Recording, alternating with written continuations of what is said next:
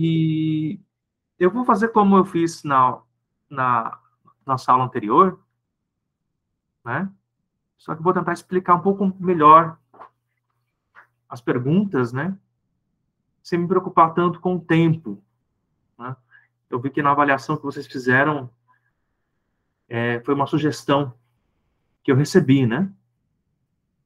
De tentar explicar melhor as questões, né? Eu estava mais preocupado em, não só em resolver as perguntas, né, mas uma quantidade grande de perguntas. Então, eu vou tentar explicar melhor, né? Mais pausadamente e sem essa preocupação de volume, né? Beleza? Então, lembrando para vocês, né, que a prova de filosofia no Enem, ela envolve um conhecimento de filosofia,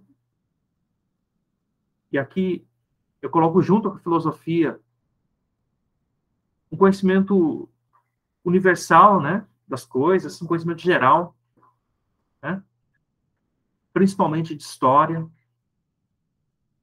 porque a filosofia e a história, elas caminham juntas. Envolve interpretação de texto. Todas as perguntas do Enem, elas partem de uma citação, né?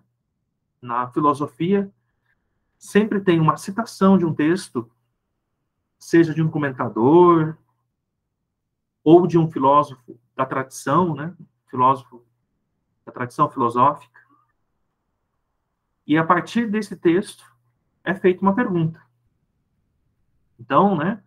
Um bom leitor, uma pessoa com habilidade de entender o que o texto está dizendo e conseguir associar essa interpretação com o conhecimento que se tem da filosofia, né? Nem que seja um conhecimento introdutório apenas, né? E também, assim, conseguindo situar essa discussão no período histórico que esse texto está fazendo menção, tem muita chance de acertar a resposta.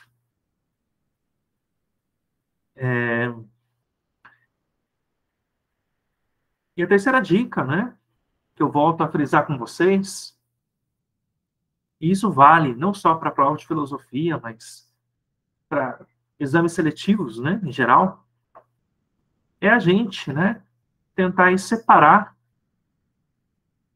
as possibilidades que são absurdas das possibilidades plausíveis. Né? Tem opções que nós descartamos por não ter nada a ver. Né? E nisso, o nosso conhecimento prévio de um pouco de filosofia, de um pouco de história, nos ajuda muito, né, a descartar aquilo que está aparecendo ali, né, sem pé nem cabeça. Então, geralmente ficamos com duas opções, né, que podem parecer mais plausíveis, né, são mais associativas com o texto. Então, ter essa calma, né, de olhar para as respostas e separar ali, né, as coisas que estão só para nos confundir daquilo que pode ser realmente uma resposta plausível. Beleza? Vamos lá, então. Eu selecionei aqui na prova de 2019. Né? Se eu me lembro bem, na aula passada a gente fez a prova de 2020, pelo menos uma parte dela, uma parte considerável da prova de 2019, de 2020, e a prova de 2021. Né? Então, nós vamos ver a prova de 2019, se sobrar algum tempinho, né? Talvez não, mas não estou preocupado com isso. Daí a gente faz algumas perguntas da prova de 2018. Certinho? Ah, pessoal, Vocês podem interromper a minha fala, sem problema nenhum, ou escrever as suas perguntas aí no chat. Vamos lá, então.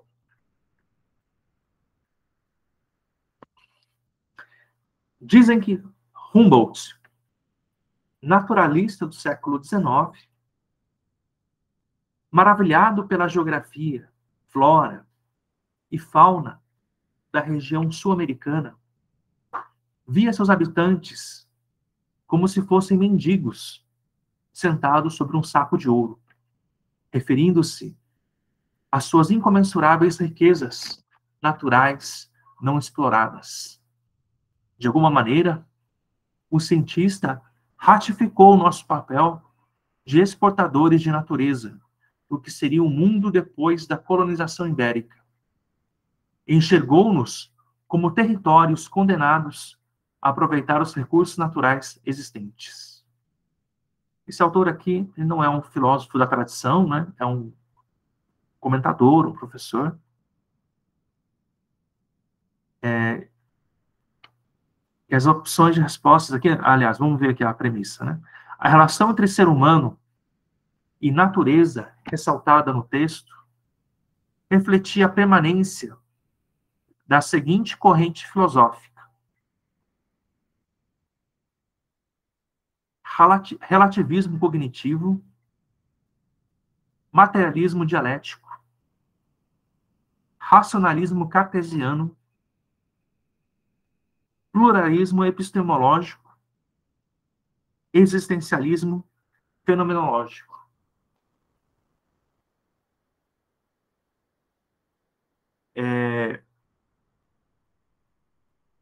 Aqui nós temos várias opções que nós podemos descartar de cara, né? De cara, assim, a gente descarta duas coisas aqui. Né?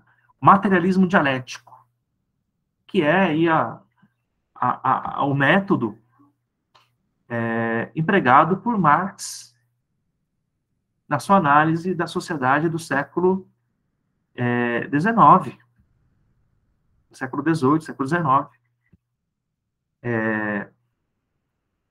O materialismo histórico utiliza desse método dialético. Então, aqui, nós descartamos de cara, né? Isso é uma metodologia marxista ou marxiniana. Então, isso aqui está todo mundo de fora, né? Aqui não tem nenhuma menção à crítica marxista da sociedade. Então, tiramos isso aqui. Existencialismo fenomenológico. O existencialismo é a corrente filosófica do século XX, do pós-guerra, que se pergunta sobre a condição humana no mundo, sobre a morte, sobre o ser. Como o Sartre, o maior expoente dessa corrente, se pergunta, o homem está condenado a ser livre. Então, o existencialismo se preocupa assim com questões intrínsecas à existência humana, no sentido de problematizar a condição humana no mundo, a partir do indivíduo, né? Não a partir da sociedade, do coletivo, da política, nem tanto também pela história, mas pela condição do ser humano no mundo, como um ser no mundo. Então, isso aqui também a gente pode descartar assim de cara, né? Porque aqui, o que nós temos nesse texto aqui, né? É uma reflexão antropológica, né? No sentido de que nós temos aí, né? O Humboldt,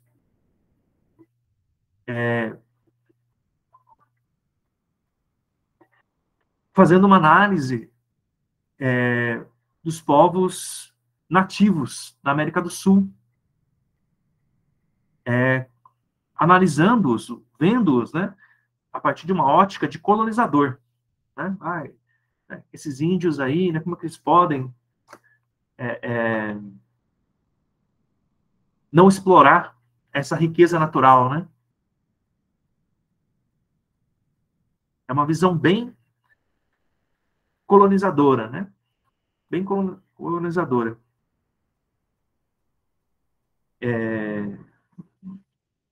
Uma visão bem exploradora da natureza, né? Se permite aqui uma reflexão, né? A gente olha para a floresta e vê madeira, né? E vê recurso, vê riqueza, sei lá, né? Está muito presente hoje, né? Lá na região norte do Brasil, né? Onde temos estados com um grande território de florestas. Nós temos lá essa presença parasitória de garimpeiros ilegais, gente que explora madeira, né? Esse pessoal olha para a floresta, né, como sei lá, carrapatos olham para um cachorro, né? No sentido de sugar o máximo possível. E os povos que moram na floresta, os povos nativos, né, ou descendentes deles, têm uma relação diferente com a natureza, né? Não de exploração, né, mas de uma vida mais harmônica com a natureza.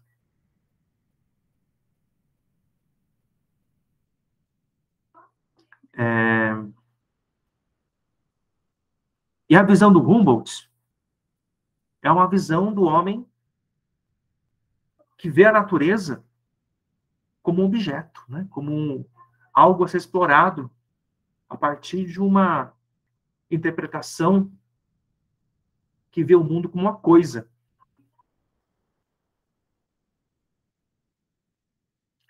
De vez em quando dá uma olhada aqui, né? Já aconteceu na pandemia, né? Muita aula online, né? E a online sabe como que é, né? Todo mundo fica meio quietinho. E eu dando aula lá, né? Eu estava sem internet já fazia meia hora.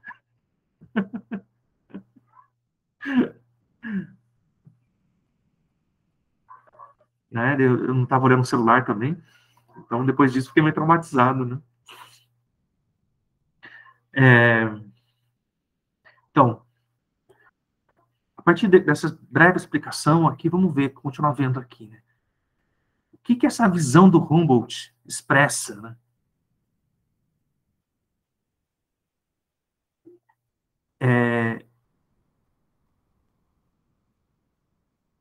É um relativismo cognitivo.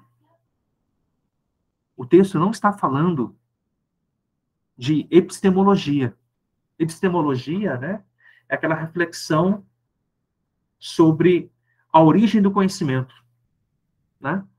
O conhecimento vem de uma ideia da razão, de ideias naturais, ou vem da experiência, né? Qual que veio antes, né? A razão, a capacidade da razão ou a experiência? Esse é um exemplo de uma reflexão epistemológica, né?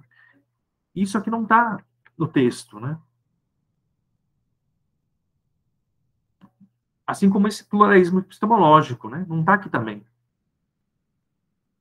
A visão que o Humboldt expressa é a visão do racionalismo, né? O racionalismo cartesiano se refere a René Descartes, filósofo francês, né? Entre o século XV e o século XVI, que via, né, o mundo a partir da ótica de um relojoeiro, né, um mecanismo. O mundo é um mecanismo, é uma engrenagem, né? se a gente conseguisse olhar por dentro das coisas, quase nós veríamos as rodinhas, as engrenagens girando, né? O mundo é algo a ser esquadrinhado pela razão. Então, essa visão racionalista vê o mundo a partir de uma ótica, né, centrada no ser humano, em que a natureza ela figura aí como um objeto. Então, a resposta correta aqui é a letra C.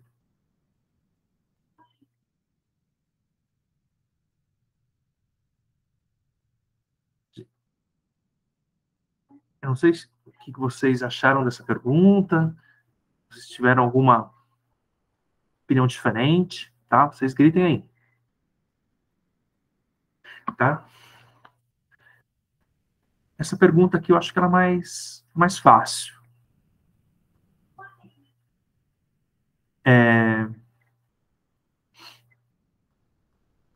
Acho que o texto anterior, essa 3, tá com uma numeração assim pulada, né? Porque nessa prova de 2019 as perguntas eram misturadas, né? Então, as de português, a história, geografia, as humanidades, né? Estavam misturadas, né? Por isso foi pulando aqui os números, a numeração. Então, a gente começou na pergunta número 3, né? Que era, na prova de 2019, a primeira pergunta de filosofia. Então, a primeira, né? Trabalhava aí com conhecimento filosófico, né? No sentido de que quem não sabe nada de filosofia realmente não saberia responder, né? Não saberia responder. Ia ter que escolher uma e chutar, né? E quem é você no pênalti, né? Quem que é você no pênalti, né? O Gabigol, que não erra um pênalti? Ou sei lá, né?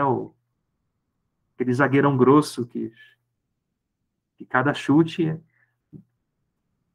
é uma minhoca que sai do gramado, né? Então, essa pergunta aqui, ela tinha uma exigência de um conhecimento filosófico. Essa pergunta aqui, assim, a segunda pergunta de filosofia, ela é mais fácil, no sentido de que não mobiliza tanto, né, conhecimentos filosóficos, mas uma interpretação de texto. Né? Claro que tem aqui uma ideia filosófica, mas eu acho que uma boa pessoa, um bom leitor, né, conseguiria responder sem problemas. Esse filósofo aqui já é um cara da tradição filosófica, né? O Derrida. A hospitalidade pura consiste em acolher aquele que chega antes de lhe impor condições, antes de saber indagar o que quer que seja, ainda que seja um nome ou um documento de identidade. Mas ela também supõe que dirija a ele de maneira singular, chamando-o, portanto, e reconhecendo-lhe um nome próprio. Como você se chama? A hospitalidade consiste em fazer tudo para se dirigir ao outro, em lhe conceder, até mesmo perguntar seu nome, evitando que essa pergunta se torne uma condição, um inquérito policial, um fichamento ou um simples controle das fronteiras. Uma arte, uma poética, mas também toda uma política dependem disso. Toda uma ética se decide aí. Olha que texto bonito, né? Texto bonito. Né? O Derrida aqui está falando sobre reconhecer o outro, né? De acolher o outro. E isso pode parecer trivial para nós, porque nós somos brasileiros. Nós já somos assim, né? Ou pelo menos, em boa parte do país, nós somos assim. né? Eu morei no Ceará, né, antes de morar aqui em Abelardo do Luz, e antes no Ceará, eu morava no Paraná, né? Morava na região de Curitiba. Curitiba, o curitibano, né, nascido em Curitiba, é um povo meio frio, né? É um povo meio frio, um povo que não conversa com estranhos. Deve estar no ônibus em Curitiba, né? Se você conversa com um homem é, ou com uma mulher, você, digamos assim, parece que está sediando, né? Não se conversa com as outras pessoas em Curitiba, assim, no ponto de ônibus. É meio estranho a, como os curitibanos reagem a isso, né? Você pergunta para um curitibano como é que você faz para chegar em tal lugar, ele responde é, é, a sua pergunta. Acabou, né? Pronto. Para você chegar lá, você faz isso. Pronto. No Ceará, onde eu morei, o povo lá é diferente, sabe? No sentido de a mesma pergunta, como eu faço para chegar em tal lugar? Eles respondem de outro jeito, eles respondem como chega, né? Mas pergunta, pô, tu tá perdido, tá tudo bem, de onde você é, né?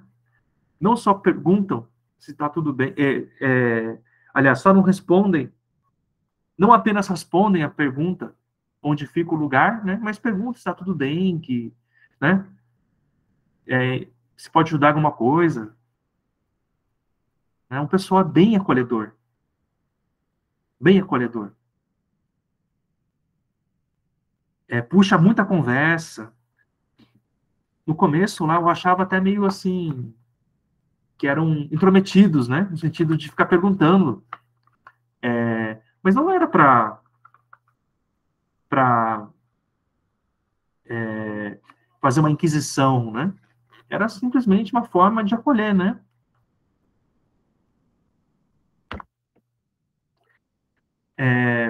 Aqui em Abelardo, não nessa proporção do Ceará, né? Mas o pessoal também é bem acolhedor. Aqui as pessoas se encontram assim na calçada, estranhos, né? E falam bom dia, boa tarde.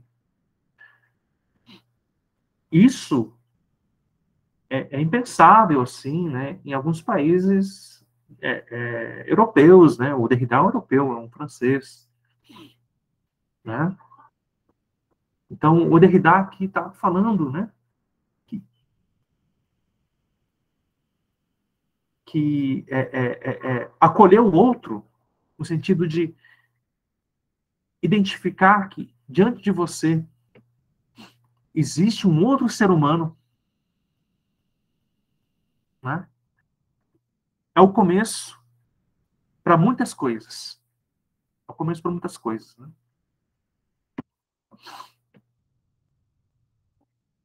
Então, dado isso, né, vamos lá. Associado ao contexto migratório contemporâneo,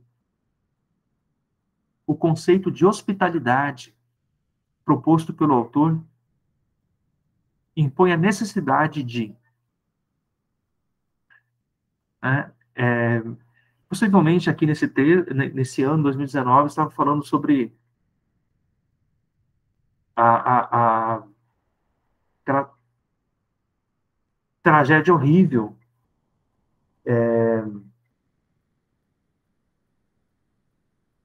que estava acontecendo, né?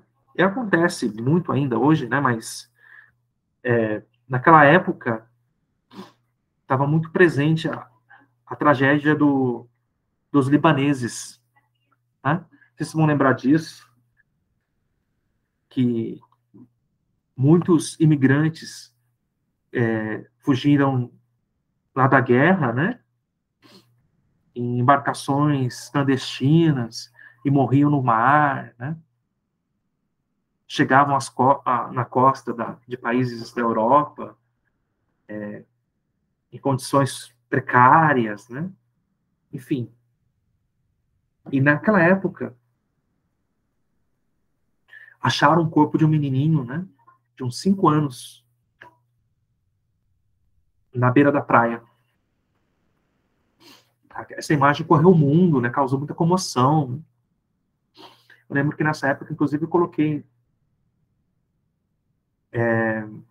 no meu perfil no Facebook uma mudança dessa foto, né? Algum artista modificou essa foto, né?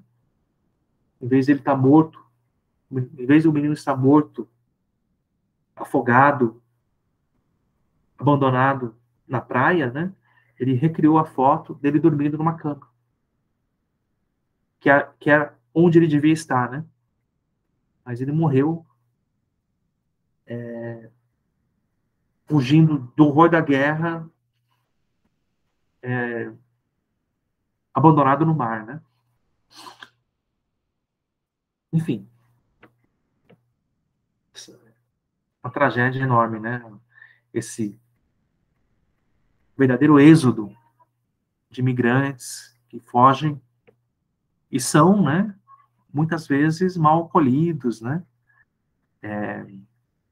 São discriminados, sofrem preconceito, né? Eu não sei como é que em Concórdia, por favor, alguém responda essa minha pergunta, né? Mas aqui em Abelardo tem muitos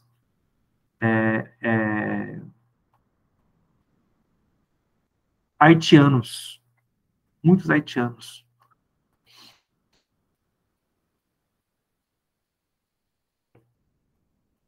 E eu não sei se eles são bem acolhidos, né?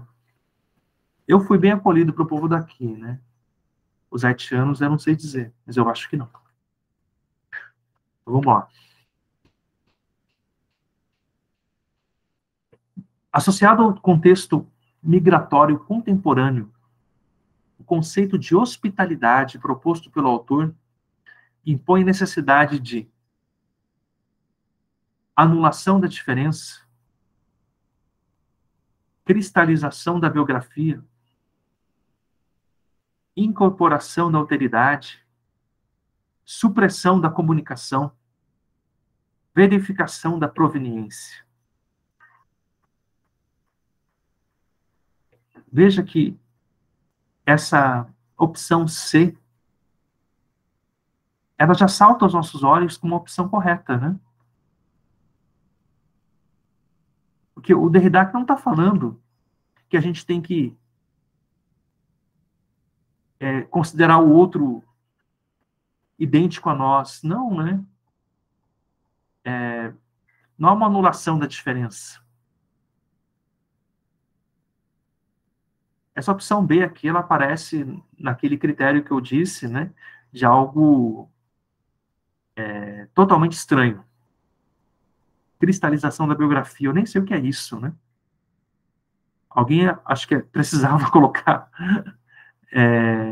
5 opções, né? E inventou essa aqui, né? Isso aqui não é algo filosófico, né? Isso é uma palavra, são duas palavras, dois termos colocados juntos que não fazem sentido nenhum, aparente, né? Isso que parece mesmo, nossa, eu preciso ter mais uma letra, né? Tem que ser 5, né?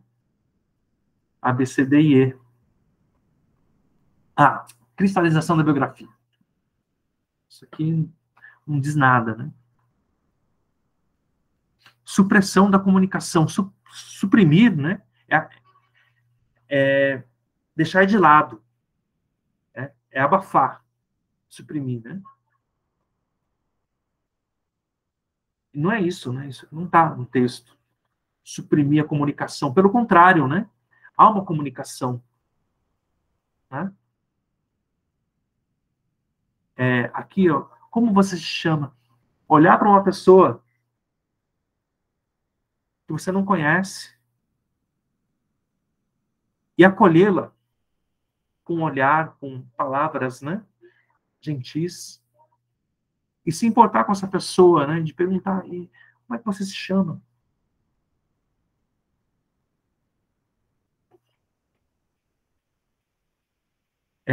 Isso não é uma verificação da proveniência no sentido de que, né? Eu quero saber de onde ele veio, né?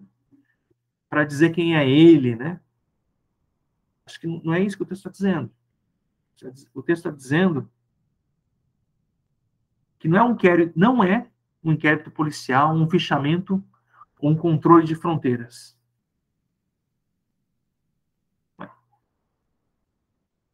Mas isso, né, é uma arte de acolher, é uma arte de, de reconhecer as pessoas, né? Acho que a gente tem que ser, acho que o que o texto está falando aqui, né, indiretamente, é que nós precisamos ser gente. Nós precisamos ser humano. Nós precisamos nos humanizar mais, né?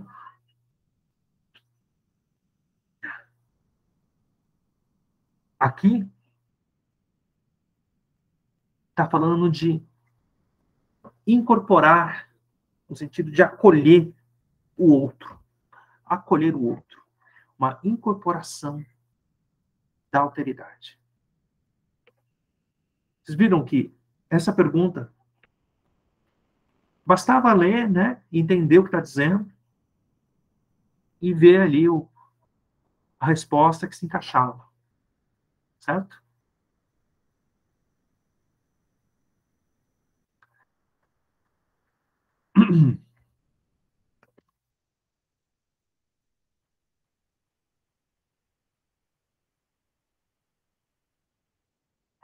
Pronto, mudou aqui. Em sentido geral e fundamental, direito é a técnica da coexistência humana, isto é, a técnica voltada a tornar possível a coexistência dos homens. Como técnica, o direito se concretiza em um conjunto de regras, que nesse caso são leis ou normas. E tais regras têm por objeto o comportamento intersubjetivo, isto é, o comportamento recíproco dos homens entre si. Vou ler aqui para vocês chegarem melhor.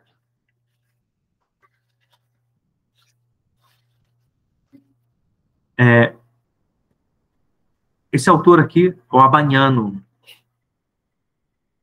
Nicola Abaniano, é um professor, né, que fez um dicionário de filosofia. O sentido geral e fundamental do direito, conforme foi destacado, refere-se à aplicação de códigos legais, regulação do convívio social, legitimação de decisões políticas, mediação de conflitos econômicos ou representação da autoridade constituída. Bem, vamos lá. Tem alguém aí que quer ingressar no curso de Direito? Deve ter, né? Sempre tem, né? Alguém que queira fazer o curso de Direito. Um curso bem legal, né? Muito interessante, Direito. Desde o pensamento grego, desde Aristóteles, né? A filosofia se pergunta, questiona, reflete, problematiza o que seria, né, as leis, para que servem as leis, como que nós devemos nos relacionar com as leis. E aqui o Abaniano, ele está falando sobre o sentido fundamental do direito, que é, ó, no começo do texto já está assim, deixando bem claro, né? O que ele está falando aqui? Em sentido geral e fundamental, ou seja, fundamento. Fundamento, o que que é? O que mantém em pé. Certo? É o que está na raiz da coisa ali, sustentando a coisa. Isso é fundamento. É o que mantém em pé. Em sentido geral e fundamental, direito é a técnica da coexistência humana. Isto é, a técnica voltada a tornar possível a coexistência dos homens. Diante disso, vamos lá. Qual que é a resposta correta? Aplicação de códigos legais, regulação do convívio social, legitimação de decisões políticas, mediação de conflitos econômicos, representação da autoridade constituída. Né? Essas duas últimas aqui a gente pode descartar, né? Porque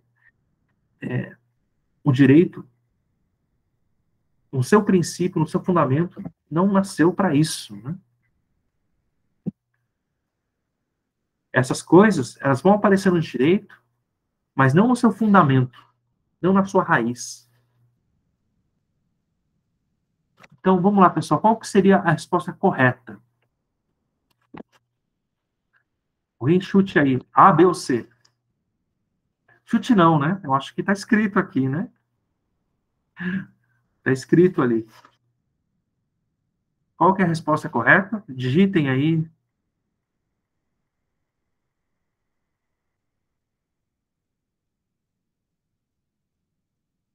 Muito bem, Tiago De Luca. Pode tirar a interrogação e colocar uma exclamação. É a regulação do convívio social. Por isso que existe a lei. É para permitir a convivência humana. Né? É permitir que a existência humana se dê de uma forma mais segura. É para isso que existem as leis. É para isso que existe o direito. E vejam, está escrito aqui, né? É a técnica da coexistência humana. Coexistência humana, convívio social. Coexistência dos homens, convívio social. Essa é uma pergunta ali, ó, que ao fazer a prova, você tem que acertar, no sentido de que, né, é uma pergunta que dá para responder de boa, assim, né? Claro, né? Existem outros fatores que interferem, né? Às vezes você está nervoso, sei lá, né? Está cansado, enfim. Isso aumenta a sua possibilidade de errar, né? Mas essa pergunta está no bolo daquelas que a gente tem que tentar acertar. É bom acertar, porque muita gente vai acertar essa pergunta. Entende? E isso é a mentalidade de concurseiro, né? É uma pergunta, você tem que acertar, porque muita gente vai acertar isso.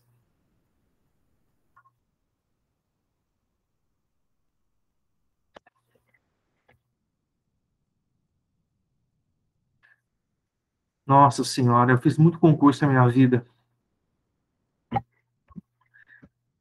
É, eu sei que não é fácil, viu, gente? É uma luta, né? E eu digo para vocês, viu? Assim, falando mais livremente, né?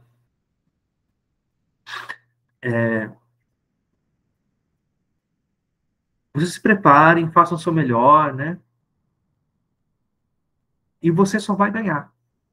Né? Se você passar, você ganha. Se você não passar dessa vez, você está adquirindo experiência. Né? A gente não pode ir com essa mentalidade, né? De que as coisas tem que ser agora, né? Eu acho que não, né? Tem que se preparar, tem que estudar. Mas até se não der certo, né, você está ganhando experiência, você está se preparando, né, para a próxima já. Porque, né, esse não vai ser o único concurso que vocês vão fazer na vida, né?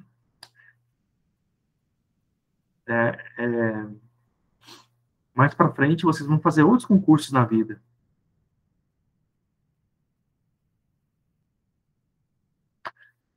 Então, tudo isso vai agregar para vocês. Vamos lá.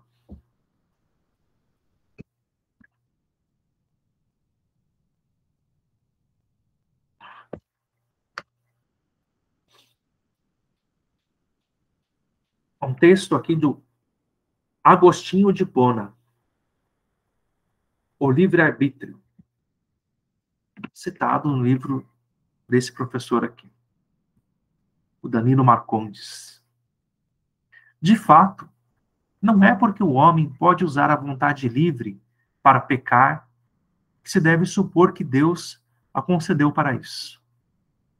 Há, portanto, uma razão pela qual Deus deu ao homem esta característica, pois sem ela não poderia viver e agir corretamente. Pode-se compreender, então, que ela foi concedida ao homem para esse fim, considerando-se que um homem a usa para pecar, recairão sobre ele as punições divinas. Ora, isso seria injusto se a vontade livre tivesse sido dada ao homem não apenas para agir corretamente, mas também para pecar. Na verdade, por que deveria ser punido aquele que usasse sua vontade para o fim para o qual ela lhe foi dada?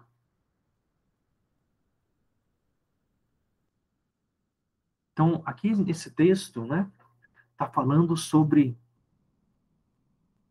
por que Deus deu ao homem a liberdade,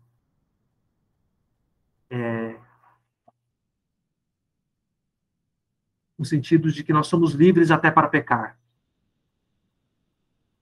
Né? Da onde vem ou o que legitima a nossa liberdade de pecar?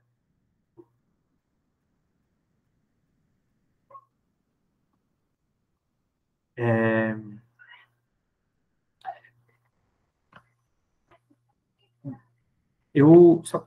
talvez isso seja algo meio enviesado meu, né? Porque eu tenho uma interpretação um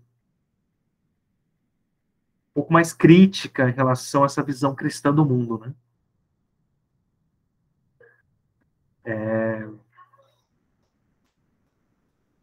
Por que o Agostinho está dizendo assim, olha, Deus deu a liberdade para a gente. Só que a gente não pode ou não deve pecar. Né? Deus nos deu a liberdade para nós seguirmos os mandamentos divinos. Ou seguirmos a vontade de Deus.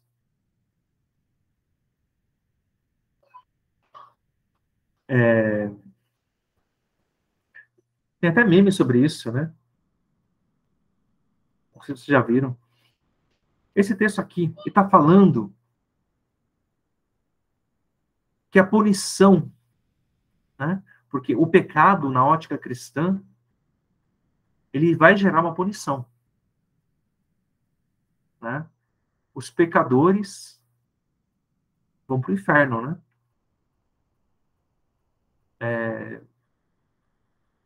Então vocês se cuidem, viu? Ai, meu Deus. Desculpem, eu não posso ser tão cínico assim. Nesse texto, o filósofo cristão Agostinho de Hipona sustentam que a punição divina tem como fundamento o desvio da postura celibatária? Não, né? Claro que o padre que quebra o celibato, né, que pula a cerca, ele vai para o inferno, mas aqui não está falando de celibato, né? Não está falando aqui de castidade. Está falando sobre uma condição humana do pecado. Ah, hoje é o último dia de setembro, hein? É hoje ou amanhã? É hoje. É hoje. Hoje acaba o NoFap September. Mas ele não está falando disso aqui, não está falando de celibato.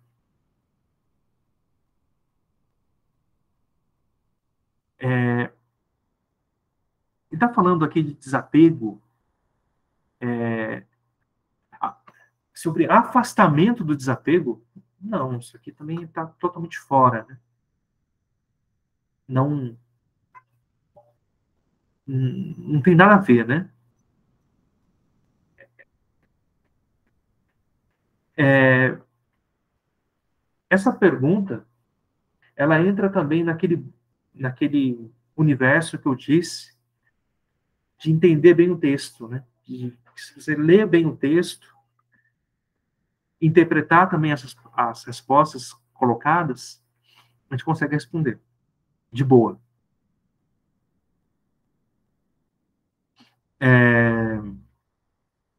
Aqui está falando de prática de sacrifício, está falando aqui para sacrificar um cordeiro, sacrificar um cabrito em tal data? Não.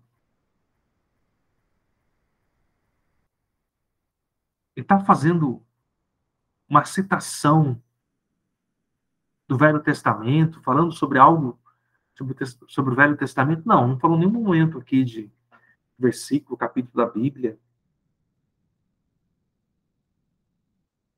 O que ele está falando aqui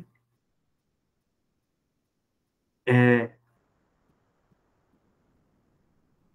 que nós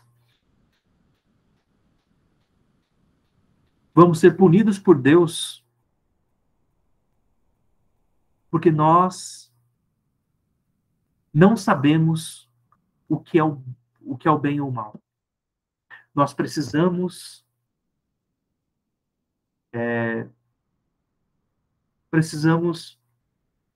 de Deus para nos dizer o que é o bem e o que é o mal. Deus nos fez livres para fazer o bem ou fazer o mal. Mas se você fizer o mal, você vai ser punido. E o bem, então, é isso o que Deus diz que é correto. Entenderam que é a lógica do texto? Né? Deus fez a gente, segundo o texto aqui, tá? Deus deu para nós a liberdade de fazer o bem e fazer o mal. Mas se fizer o mal, pum.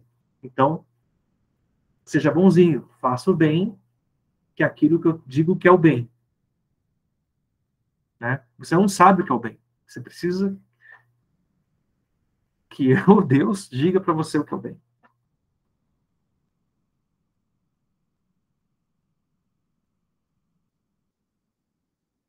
Espero que eu não vá para o inferno por causa disso. Viu?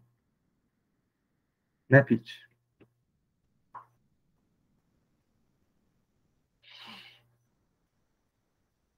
Mas apesar que o inferno devem estar toda a galera mais legal, né? No céu deve estar o povo mais chato, né? Sim, mais chato não, né? Né? Mas assim, sei lá, tocando arpinha, olhando as nuvens, né? Acho que no inferno é que tem show de rock. Todos os caras bacanas. Assim, bacanas no sentido de são legais de conversar, né? De trocar uma ideia. Devem estar no inferno, né? Não estou falando das pessoas ruins, né? Isso aí, não. Isso aí. Também deve estar no inferno, mas num círculo diferente do inferno. Então, o inferno do Dante tem camadas, né? Eu acho que essa galera que. Ah, não, eu estou só falando besteira. Para Maquiavel, quando um homem decide dizer a verdade, pondo em risco a própria integridade física, tal resolução diz respeito apenas à sua pessoa. Mas se esse mesmo homem é um chefe de Estado, os critérios pessoais não são mais adequados para decidir sobre ações cujas consequências se tornam tão amplas, já que o prejuízo não será apenas individual, mas coletivo.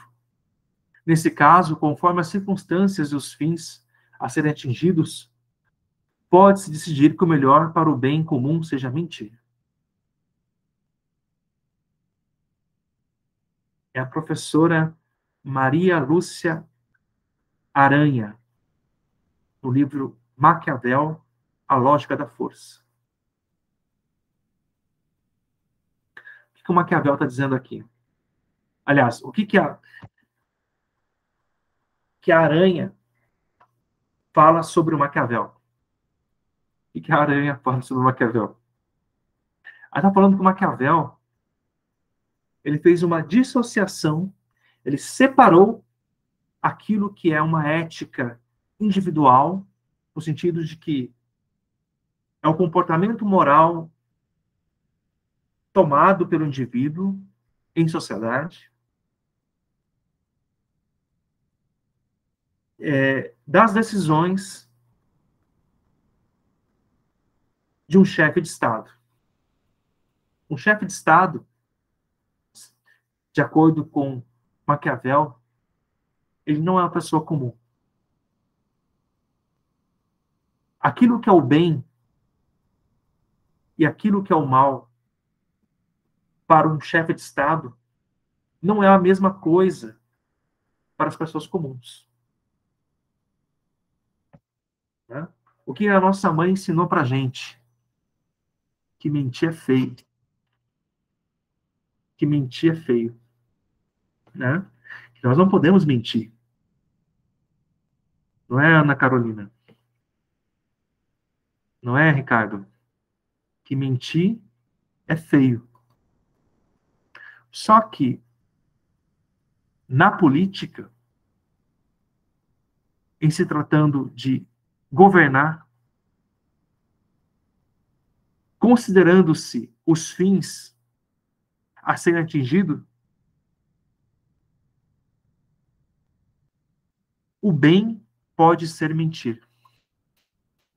Ou seja, na política, aquilo que é o bem comum das pessoas comuns, né, é diferente. O Maquiavel está dizendo que na política, para um chefe de Estado, a mentira talvez seja o bem. Por isso que Maquiavel é o pai da política moderna. Porque o Maquiavel, ele coloca as coisas às claras, né? Fala que a política é assim mesmo, né? Quem viu aquele debate de ontem, não sei se vocês assistiram o debate ontem, eu digo para vocês, né? Ganhou quem foi dormir cedo, né? Quem ficou assistindo perdeu, né? Perdeu tempo. Porque, olha, era um vendo quem que, né, mente mais que o outro, pelo amor de Deus, né? E essas pessoas, né? Mentir é tão natural quanto respirar, sabe? Mentir não causa nenhum tipo de constrangimento, né? Quando a gente mente, a gente fica todo sem jeito, né?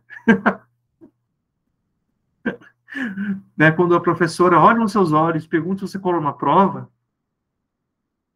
antes de abrir a boca, você já se denuncia, né?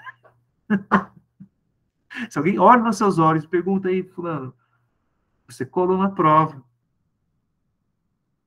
Gente, né? Você faz um político, ele vai te convencer, né? Que não, né? Que tá tudo certo, né? Enfim.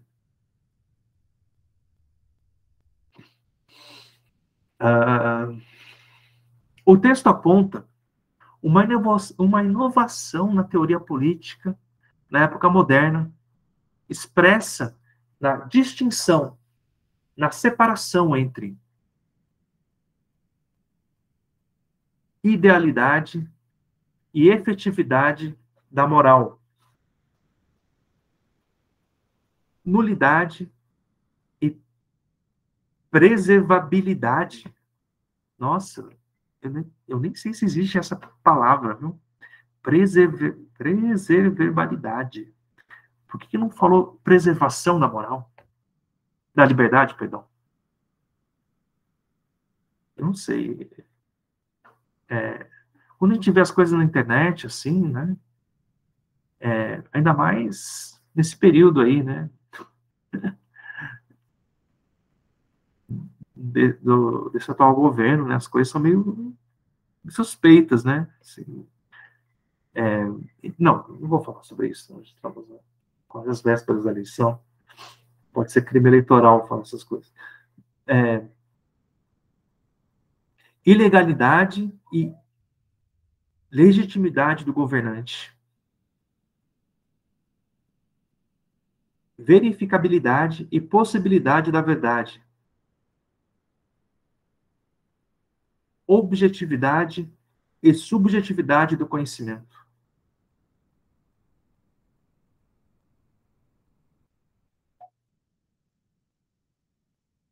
Olha, o texto aqui está falando muito claramente que há uma dissociação, há uma separação entre a ideia daquilo que é moral e do que efetivamente é moral. Né? Então, aqui a resposta correta é a letra A.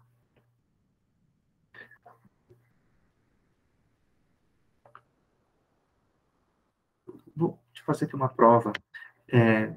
Se eu estou certo em dizer que essa palavra existe ou não. Eu acho que não existe. Vamos verificar.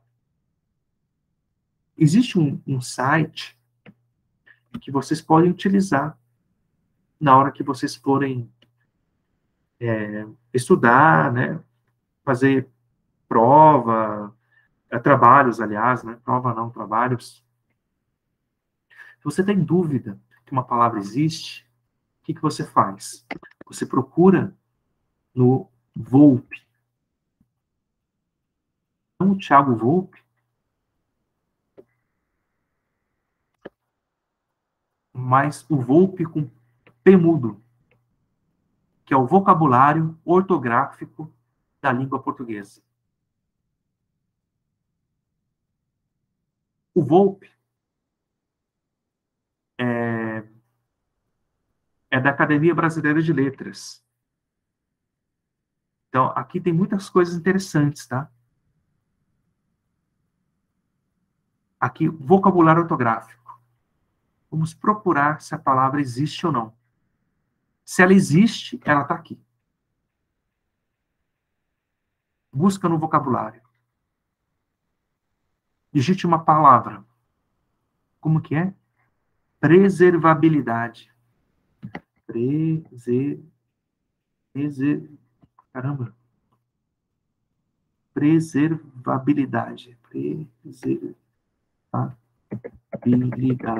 Preservabilidade. Preservabilidade. Existe, ó. Falei besteira, ó. Substantivo feminino. Então, burro sou eu que não sabia que existe essa palavra preservabilidade. Eu achava mais fácil falar preservação, né? Mas tá bom. Mas pelo menos vocês agora sabem que existe esse site. Né? Vocês vêm aqui em busca no vocabulário e descobrem se a palavra existe ou não. Por que eu digo isso? O corretor ortopédico, ortopédico. Desculpa, acho que é horário. Cansado já. O corretor ortográfico, se fosse ortopédico, seria bom também. Corrigir a postura da gente. Né? O corretor ortográfico lá do editor de texto não tem todas as palavras que existem no mundo. Ele tem um vocabulário mais limitado. Às vezes, o editor de texto chama atenção para uma palavra que possivelmente está errada, e talvez não esteja errada. Simplesmente não está no banco de dados. Né? Pois bem, gente. Vamos encerrar, então. Já são 9h30.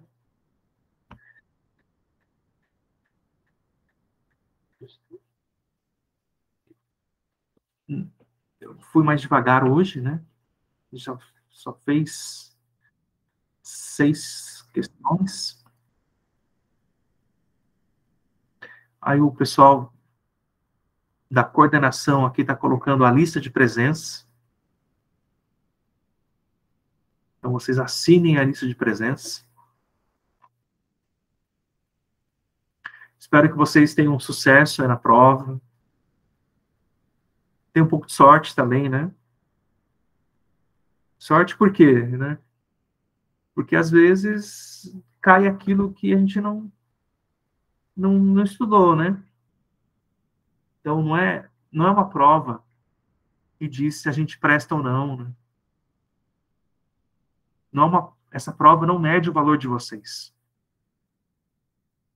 Né? Existem muitos fatores que estão junto na prova. Claro que a gente tem que se preparar bem, né? Mas tem também um pouquinho de sorte, né? No sentido de que ninguém sabe tudo, né? Nós temos as nossas preferências, as nossas facilidades, e às vezes cai aquilo que a gente tem mais facilidade, né? Às vezes não cai aquilo que nós temos mais facilidade. Então, um pouquinho de sorte sempre ajuda, né? Por exemplo, né? Só uma piada, né? Só para dar tempo de vocês assinarem aí, né? Quem estava comendo, né? Estava com a mão suja, né? Tem, aqui é o que vocês, né? Estudaram, e aqui é o que não estudaram, né? Se cai isso aqui na prova, né? Aí ficou complicado, né? Mas se cai aquilo que a gente estudou, né? Melhor, né? Ai, ai, que piada de tiozão, né? Gente, valeu. Boa noite para vocês. Para quem for votar amanhã, bom voto. Coloquem no voto as suas esperanças, não a sua mágoa ou frustração, né? Coloquem as suas esperanças. Então, eu faço votos aí de que seja uma decisão